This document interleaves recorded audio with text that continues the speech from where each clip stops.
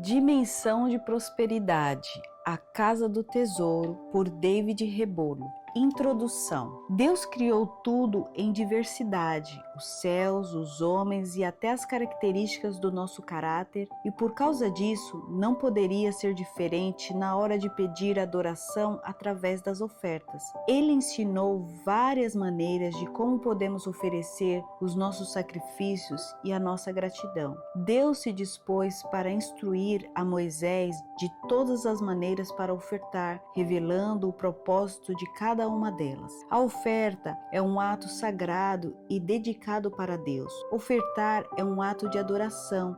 E como no louvor e na adoração não existe apenas uma expressão, Deus entregou diversas dádivas à humanidade, como também Ele se alegrou em receber a adoração das ofertas segundo as formas da cultura do reino. A história da humanidade está cheia de transições na indústria, através da tecnologia e agora através da informação, assim como a igreja, que vem da escassez à prosperidade. Por muitas décadas, a igreja só cantava hinos com determinados instrumentos, até que se descobriu nos anos 80 uma dinâmica diferente e ouviu-se sobre uma reforma nos ares com os adoradores que adoravam o Espírito em verdade. Da mesma maneira, aconteceu com os dízimos e ofertas, que quase não se considerava na igreja. Era apenas um momento do culto para entregar esmolas, para que o pastor sobrevivesse. Mas isso mudou, e nos últimos 50 anos redescobriram o princípio da semeadura e da colheita. As pessoas começaram a semear abundantemente, e como resultado, muitos prosperaram e foram abençoados. A partir deste momento, começamos a ter os primeiros cristãos milionários, ou pelo menos cristãos com grandes empresas. A igreja ganhou maior poder econômico e o reino de Deus começou a ser pregado via satélite, alcançando pela primeira vez em muitos séculos todas as classes sociais.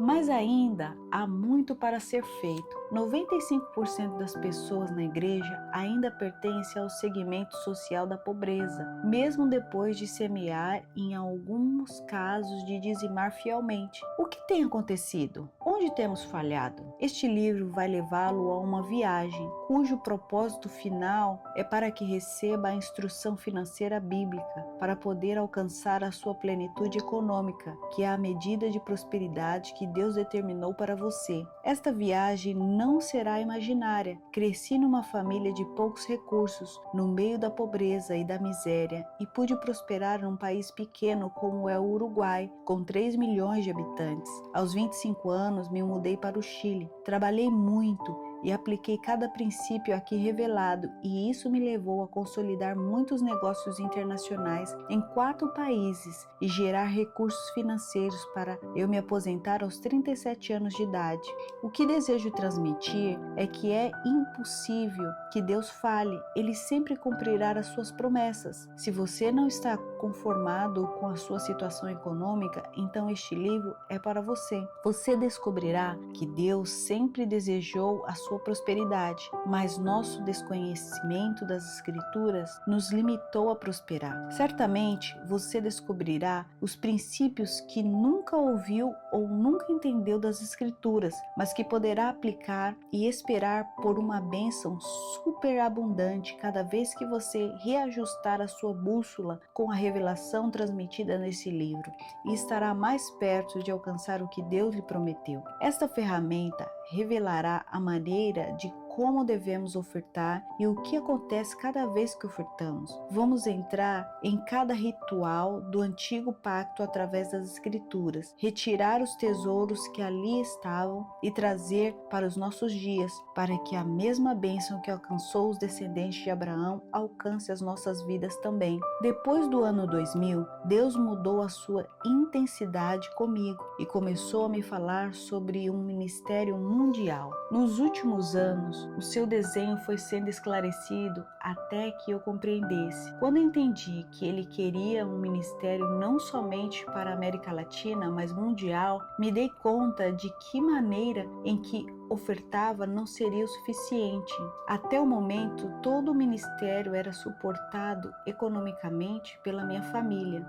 Trabalhávamos nos nossos negócios e dos nossos recursos usávamos para as missões, mas ao sonhar em alcançar o mundo, sabia que era necessário 100 ou até 1000 vezes mais só para começar. E depois de orar, tomei a decisão que teria um salário fixo por vários anos e o restante semearia na obra. Sabíamos que para um ministério maior necessitaria de uma oferta maior, e o ministério maior não dependia de nós, mas tínhamos a consciência de que poderíamos semear por ele até alcançar a colheita. Desde então, mesmo sendo os donos da empresa, nos tornamos os nossos próprios empregados, sem direito a aumento de salário, mudança de carro e nem de casa. Começamos a trabalhar, aumentar as quantias e semeá-las. No começo era 15%, mas com o passar dos meses e anos, 7 anos, a empresa cresceu e a consolidamos. O negócio estava funcionando bem, porém vivíamos na mesma casa pequena. Estava sem carro por quase um ano, pois tivemos que vendê-lo, já que estava sempre quebrado, e ainda o vendemos por quase nada para o desmanche. Nossa dificuldade financeira era visível, mas havia em nós uma grande alegria por saber que estávamos semeando em um ministério mundial. Ninguém sabia da oferta, mas quando chegamos ao 7º ano, estávamos dando 82% das nossas economias e com os 18% que restavam, conseguimos suprir as nossas necessidades básicas. Neste período, não compramos carro e nem ostentamos financeiramente, mas estávamos abrindo uma dimensão na área das finanças sobre nós. Eu não estava pregando sobre finanças, mas estava rompendo nos meus próprios limites, construindo o reino dos céus. Quando terminou este período, não tínhamos apenas sacos de farinha, mas o nosso próprio moinho. Havíamos entendido o desenho financeiro e o mais importante era que tínhamos uma grande semeadura sobre as nações. Pouco tempo depois, a prosperidade nos rodeou e nos seguiu até levantar a nossa cabeça e nos tornar fortes. Durante esses 7 anos, fomos a mais de 20 países, fazendo cruzadas nos lugares mais necessitados da terra, mobilizamos equipes, utilizamos todos os meios de comunicação nas cidades, inclusive a televisão, e enchemos todas as pessoas com o evangelho do reino.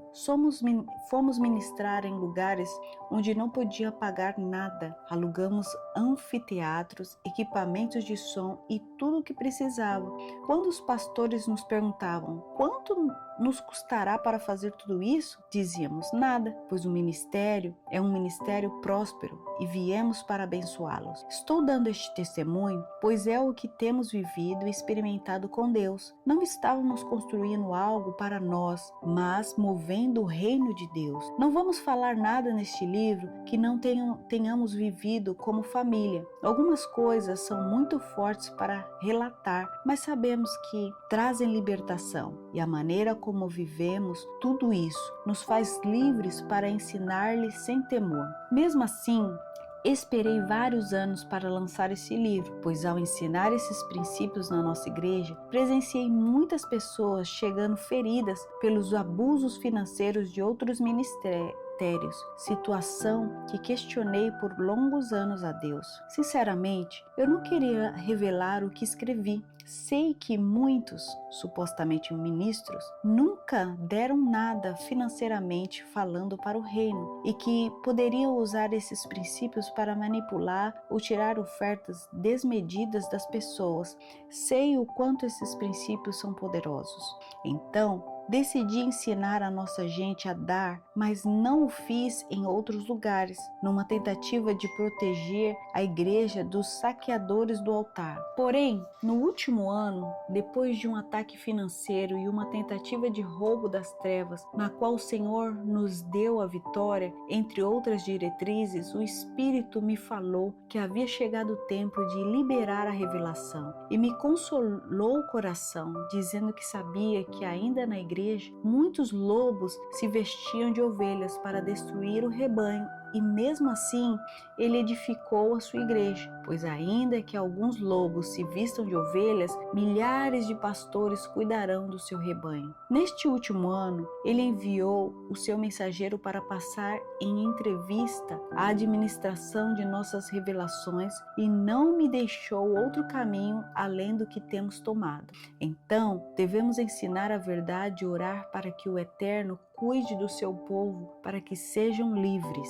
Oro para que Deus te guie ao rebanho correto e, acima de tudo, que os princípios ensinados neste livro transformem a sua realidade financeira e toda glória e honra seja dada ao único e eterno Deus.